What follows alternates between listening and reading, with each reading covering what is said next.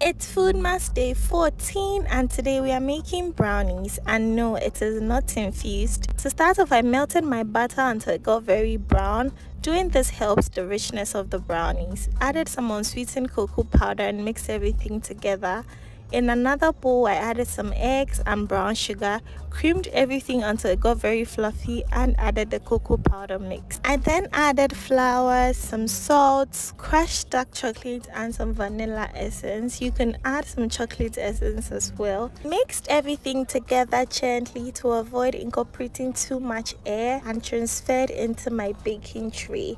I allowed this to bake for about 25 minutes on medium to low heat, and this is how it was looking after 25 minutes. I then drizzled some chocolate syrup on top because it's a brownie, so there's nothing like too much chocolate, and cut into my cubes, and this was how it was looking on the inside. This tasted so delicious and the flavor was very intense. I sprinkled some caster sugar on mine and served. Making brownies is super easy, and let me know if you're going to be trying this. See you tomorrow. Bye.